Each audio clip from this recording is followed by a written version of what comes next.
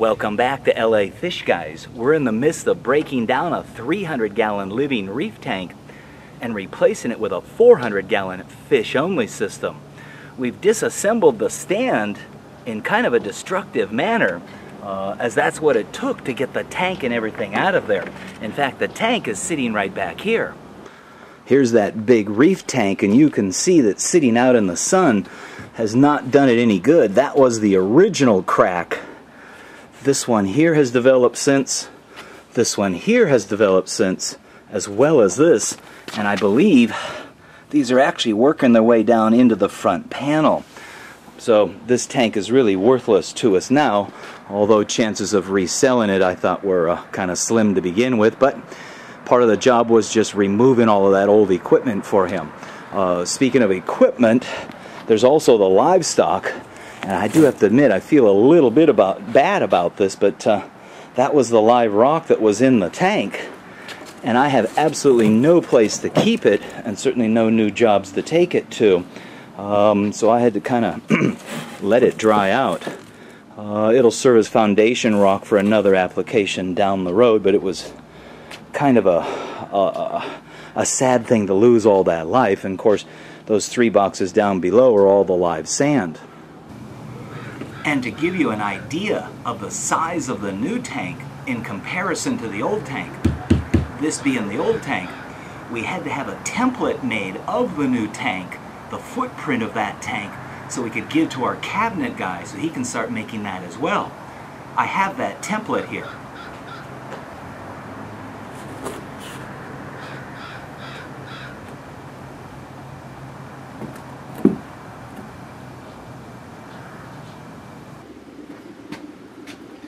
We actually had to empty the entire van just to be able to get the template to fit inside there.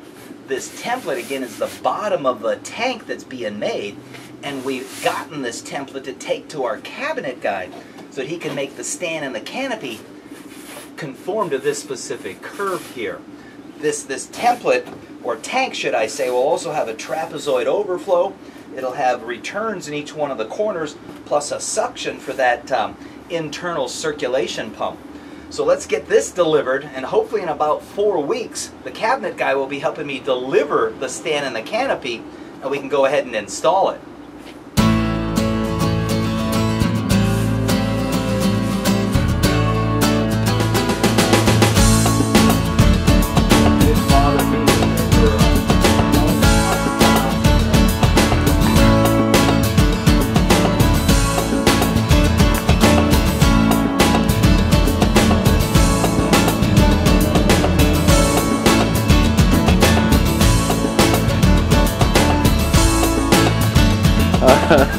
Okay, I'm ready to swim, babe. Woohoo! This is a big tank, Jim. It sure is. So meet Jim Sandifer of Sandifer Construction. He's our cabinet maker, and he's going to be building this big Bowfront stand and canopy for us. So what do you think, Jim? I think this is a massive tank that's going to require some serious structural thought and engineering. That's for sure. It's a heavy sucker. You figure about 8 pounds for every gallon. Yeah. And we're looking at about 4,200 pounds. Wow. And so we're going to have to think about some serious structural issues. As long as we got to think about earthquake and other things and maintenance and bulkheads, there's a lot to it. Oh yeah. It's not something I would recommend to a beginner to do. Right. You know, we're going to use a lot of hard maple for structural issues. Hardwoods then, okay. It's all hardwoods. Okay. You know, we'll have an oak face frame and oak doors. Right. You know, there's a lot to think about when you design such a thing. We got bulkheads, we got overflows, standpipes. Also, we got to think about maintenance. Yes. You know, you're the one that has to service this thing, so we have to design the top, right, design the canopy, design the base, so you can service it correctly. And I learned a long time ago that if it's not convenient to do something, chances are it won't get done. And it won't work correctly. That's right. It causes trouble. So, and the other thing, too, is there's no pressed wood. You know, we need to recommend to all your viewers that we should not use any pressed wood. Never use pressed wood with water. Because you expose it to water and it swells and it just falls apart. It'll double its size. I always recommend a plywood, a good staved core plywood, which is basically a 6-ply laminate that's glued, and you know, it'll last a long time. Well, longer than the tank, most likely. That's what we want. That's what we want. And so that's our thought process on this, and we're working on the design, Jim and I. And I'm sure this thing will look pretty good by the time we're done. So you figure maybe 4 weeks? I did back up more to the middle of February. Yeah, I'd say about 4 weeks. Okay. You know, there is a special color of laminate she wants on it. And just kind of give it that stand-out look. But I would love to have a tank this size. You can get down and swim in that, can't you? Yeah, I'm swimming. That's a good-sized tank. Very impressive. It'll be fun to build. I'll enjoy it. It's something different from kitchen cabinets and entertainment centers, and all that kind of stuff. Cool. So it'll be great when it's all done. I'm looking forward to it. Challenging. Yes. So is my cabinet guy a total kook or a weird fish guy? Here's a glimpse into his aquarium stand build-out. Okay, here we are. We're with the process of building a 490-gallon Bowfront aquarium stand. It's approximately going to hold 4,000 pounds. It's 8 feet long and 42 inches deep at its deepest point. And it's 40 inches tall. And we used hard maple for the supports. We didn't use oak. Oak is just the facade of it. But we used hard maple to support that kind of weight as opposed to steel. Most of the time they'll use steel to support this kind of weight. And when cutting this hard maple, it's really a dense product. As you can see here, I've got a piece here, and I don't know if you can see it on the camera, but see those burn marks? Even with the best table saw and a good blade, sometimes it just eats up your blades. It's the same thing they make baseball bats out of. So we're also doing that, and we got some vents on the side which aren't in. There's a top and then a canopy as well. I'm in the process of putting the vents together. Not as good as Jim is with his camera, but do the best that I can. Just kind of give you an idea of what's going on during the build. These are the vents in process. If you look here, we actually dado them in and everything. It's quite a process just to make the vents. It's a fun build. It's better that it's fun because it's not just your standard kitchen cabinet and vanity and entertainment center, etc. So I really have a lot of fun doing these kind of things. Try to give you a top view of what it looks like. Of course, there's no lacquer or anything on it. I just wanted to show you what the process looks like and what it takes. Thank you. Well, good morning. It's Friday. We're ready to do the big installation, or at least start on it.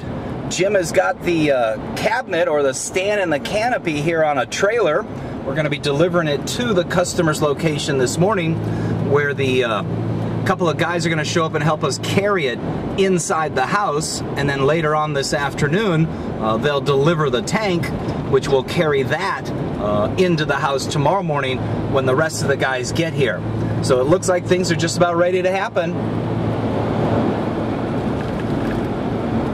Tropical Fish Hobbyist magazine has been the authoritative source for aquarium keepers since the first legendary issue rolled off the presses in 1952. With informative articles month after month about the fascinating world of freshwater aquariums, saltwater setups, paludariums, ponds, and more, illustrated in crisp detail by the world's top aquatic photographers. TFH covers it all. And now, with subscriptions starting at $13.95 and a mobile digital edition you can take with you wherever you go, TFH is your ultimate resource for all things aquatic. When in Los Angeles, make it a point to stop in Long Beach, California at Age of Aquariums, 2642 Cherry Avenue, just off the 405 freeway near Signal Hill.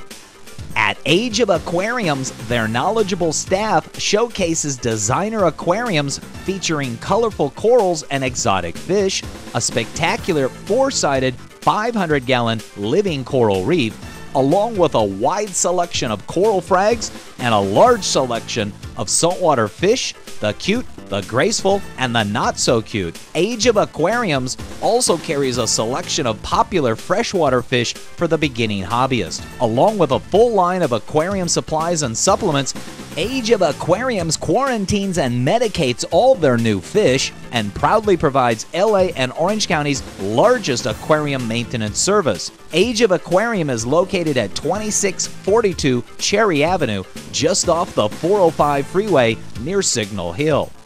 Open 8 a.m. to 8 p.m. Monday through Friday and 10 a.m. to 6 p.m. Saturdays and Sundays. For more information, dial 562-438-6252 or visit ageofaquariums.biz. Hi there, my name's Jim Stein and you know me as the LA Fish Guy. Well, I also wear a couple of other hats. One of them is the jellyfish tank called the Jelly Aquarium, and the third is myfishtank.com. I offer an entire line of acrylic aquariums ranging from rectangular to hexagon, flatback hex, as well as the custom curve front aquariums. There's also an entire line of stands and canopies ranging from MDF to pine to oak with a variety of different finishes available. And the website is even smart enough that you can calculate what the freight and crate charges to your location will be. That's myfishtank.com.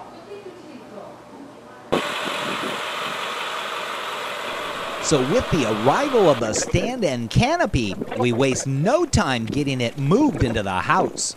I made it a point this time to hire some strong fellows to help carry in the stand today and the tank tomorrow morning. Oh, that's so bad. Good job, fellas. Thanks. Man, that was hard carrying that camera. Oh my God. Thank you. I got a finger booster. Okay, so we got the stand and the canopy moved into the house. I did have the homeowner check the, just to make sure the stain or the look of the stand is what she wanted. And all along, I have to admit, somewhere along the lines, I think somebody misinterpreted something or misunderstood something. That's a little on the pink side. And the homeowner took a look at it, and that was the first comment out of her mouth, was it seemed to be a little on the pink side. If you look at the rest of the stuff in the house, it doesn't have that pink look. So I'm a little concerned that we may end up at the last minute changing the stain in the stand. But for now, we'll just keep moving forward as planned. And it's all about moving forward, right?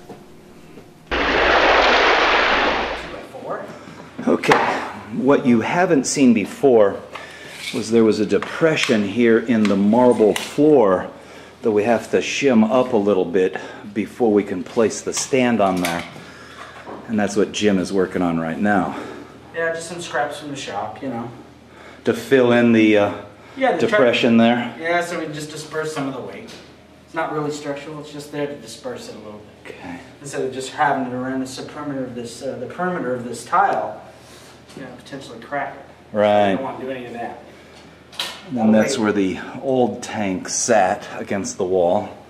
And there's the electrical that we're going to replace here sometime today. Those outlets have been in there for at least 14 years, probably a little corroded with salt moisture, so we're going to replace those. So you can't say I didn't warn you. I did ask you earlier if you thought he was a kook or just a weird fish guy. I think we're starting to get an idea. You know that? It's about time you did something around here. Been acting like a boss. Going to ruin it by turning that stupid thing So on. tell us what you're doing here. I'm getting ready to go home. This guy hasn't fed me. I'm doing all the work. He's running all the cameras. That's all he does. And then barks. Well, how come you're not done yet? I have no idea what I'm doing here. He offered me 20 bucks, picked me up at Home Depot. I'm filling in the floor. And hopefully I can get you to do something besides play with that camera all day. No, just trying to fill it in. The floor is a little out of pitch.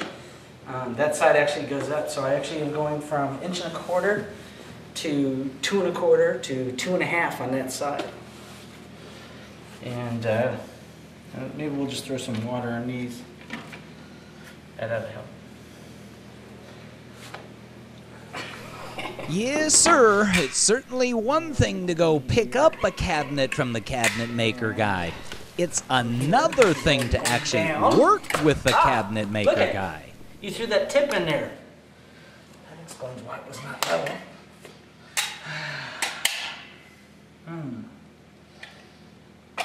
I'm gonna have to charge you extra for this one because it's clear. As it happens, Jim Sandifer of Sandifer Construction is my cabinet maker for my Jelly Aquarium line. There you go. Good job. That's perfect. This will be my first experience of working with him side by side, check everything. and it's certainly proving interesting. Oh yeah, squish it down. It feels like my underwear.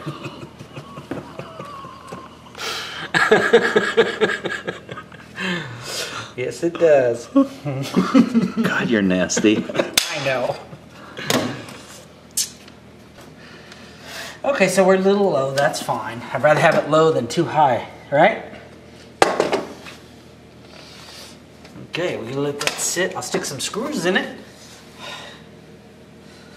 And you missed a nail too in the removal. If I've got to remove that, I'm gonna have to charge you extra. You're lucky I couldn't remove it. I'm sure that you've already figured it out, as there was a depression where the old aquarium system used to sit. They ran the marble right up to the edge, and then there was some old press wood that sat or supported the foundation of the previous system. We removed that when we took the old aquarium system out. Jim is now filling that area in and leveling it off so that we'll have even support all the way under the new aquarium. Better than what? Pouring concrete. Oh, yeah. Because we have too many height issues and Yeah, I didn't want to get involved in pouring that. And there was a time frame to wait for it to cure or dry, so. right, and then the mess it creates, you know. Yeah. For what this is, it's fine.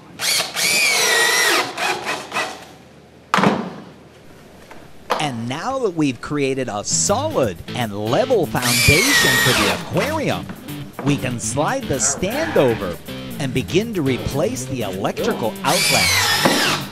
Be sure to come on back for part 2 as my cabinet guy shows us just how much of a kook a fish guy can actually be.